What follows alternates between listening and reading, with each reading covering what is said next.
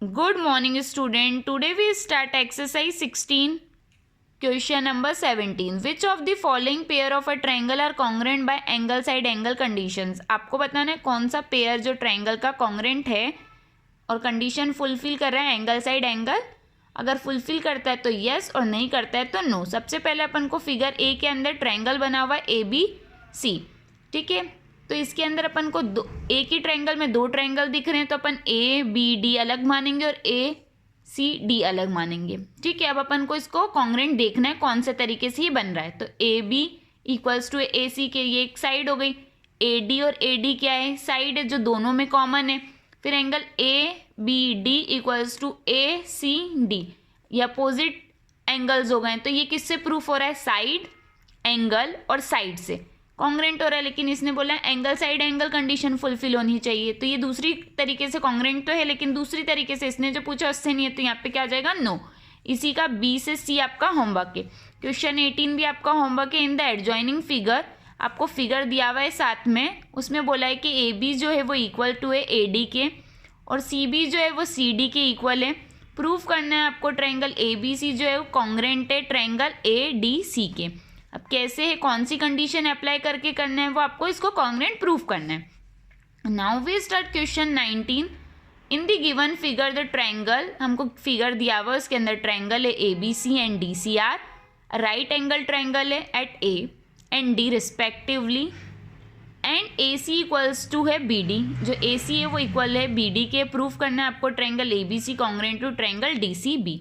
सबसे पहले अपन को पता है कि ट्रायंगल ए बी सी और D C B both are right angle triangle, जो हमको बता रखा है बुक वाले ने. Both triangle have common hypotenuse, जो दोनों ट्रायंगल है उनकी क्या है, कॉमन हाइपोटेनियस है.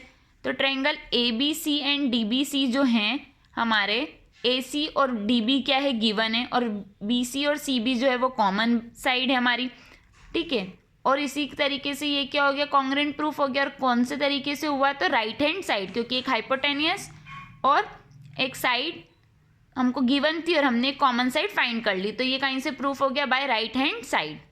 क्वेश्चन 20 एंड 21 आपका होमवर्क. In the adjoining figure P and Q are the 2 point on equal side.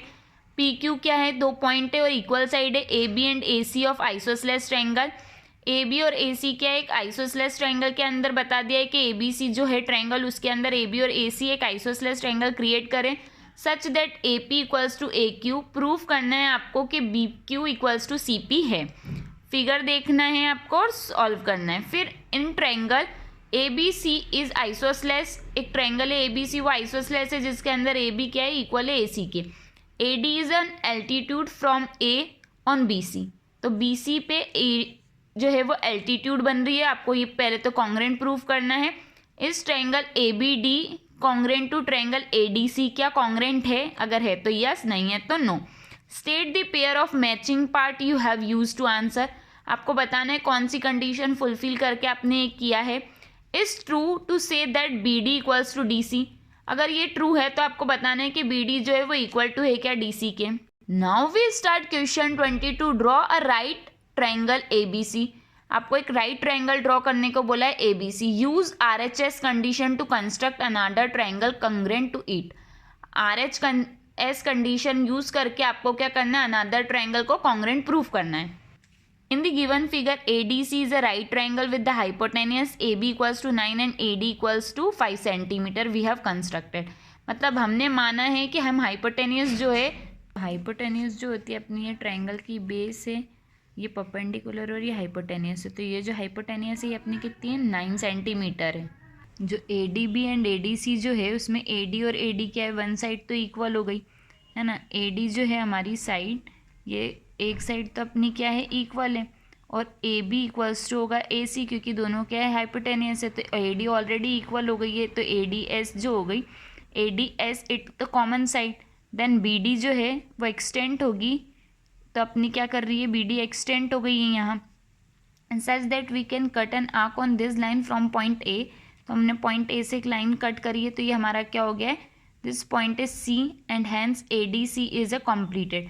तो हमारा क्या हो गया, ए डी सी भी कंप्लीट हो गया. तो ये क्या हो गया, हमारा कॉन्ग्रेंट ट्रायंगल क्रिएट किया है हमने.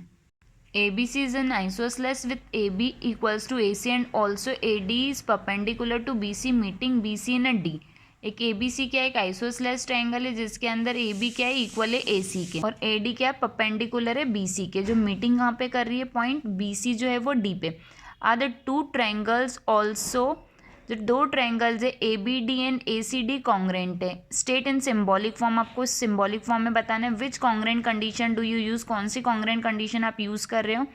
And which side of triangle ADC equals to BD, ADC की कौन सी साइड है ट्रायंगल की इक्वल है जो BD के. Which angle of ADC equals to angle B.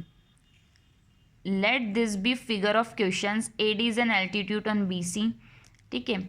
AD is an also median of BC. फिर BD इक्वल्स टू होगा CD के और AB अपन को गिवन है AC बराबर है AB के. तो गिवन है AD कॉमन साइड है तो क्या हो गई साइड साइड साइड, तो so by side side side से ही हो गया कॉन्ग्रेंट प्रूफ. तो triangle ABD congruent to triangle ACD. अब उसने पूछा था कि CD के इक्वल में कौन होगा, तो CD के इक्वल में कौन होगा BD, ठीक है. एंगल C है, अगर एंगल C के इक्वल में एंगल B होगा. एंगल C एंगल B के कैसे होगा, वो अपोजिट एंगल के थ्रू होगा.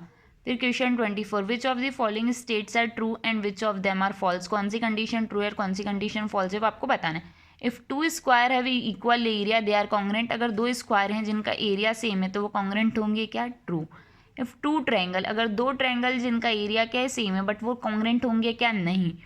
क्यों नहीं होंगे, क्योंकि दो ट्रायंगल तो हमारा एरिया तो हो सकता है हमारा सेम हो लेकिन ज़रूरी तो नहीं है ना कि उनकी साइज़ भी सेम हो, तो वो कॉन्ग्रेंट नहीं होंगे. If three angles of a triangle are equal to corresponding angle of an another triangles the are congruent.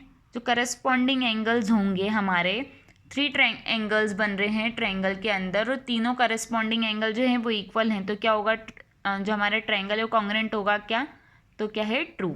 If the hypotenuse of a right triangle is equals to the hypotenuse of another right triangle then the triangle are congruent. क्या दो hypotenuse जो है वो हमारी एक right triangle की equal है दूसरे ट्रायंगल के, तो क्या है वो कॉन्ग्रेंट होंगे, true. If the hypotenuse and the acute angle and the right angle are equals to the hypotenuse, यहाँ पे हाइपोटेन्यूस होगा बेटा, मैंने कुछ और बोल दिया था. अगर हाइपोटेन्यूस एक्यूट एंगल और राइट एंगल जो हैं वो इक्वल होंगे किसी और के अंदर तो क्या वो ट्रायंगल कॉन्ग्रेंट होगा, हाँ, true. If the two angles of any size of a triangle, अगर दो एंगल जो हैं और किसी भी साइज़ के ट्रायंगल में तो करस्पॉन्डिंग होंगे क्या, तो वो कॉन्ग्रेंट होंगे, हाँ, तो ये भी ट्रू है. फिर उसने पूछा if two triangles are congruent, अगर दो ट्रायंगल कॉन्ग्रेंट है and then corresponding sides and their corresponding angle are congruent. दो ट्रायंगल कॉन्ग्रेंट है तो उसके एंगल्स और साइड भी क्या होगी, कॉन्ग्रेंट होगी, तो ये क्या हो गया, true. If the two sides and one angle of triangle are equal, अगर दो साइड और वन एंगल इक्वल है ना, तो to the corresponding two side and angle of another triangle then triangle are congruent. दूसरा ट्रायंगल की भी अगर दो साइड और एक एंगल इक्वल हैं तो क्या वो ट्रायंगल कॉन्ग्रेंट होगा, तो वो नहीं होगा, फॉल्स. तो ये क्या हो गया, अगर दो साइड्स हैं और वन एंगल है ट्रायंगल का इक्वल तो करस्पॉन्डिंग दो साइड और एक एंगल इक्वल है तो क्या वो कॉन्ग्रेंट होगा. अब ज़रूरी तो नहीं है कि एंगल इक्वल ही मेजरमेंट का हो, ठीक है, तो ये क्या होगा, फॉल्स. तो यहाँ पे अपन को सिर्फ B और H में फॉल्स है, बाकी सब में क्या है, ट्रू. तो इसी के साथ ये क्या हो गया, चैप्टर फिनिश. तो आप लोगों को सिस्टमेटिक तरीके से अपनी कॉपी में नोट डन करना है.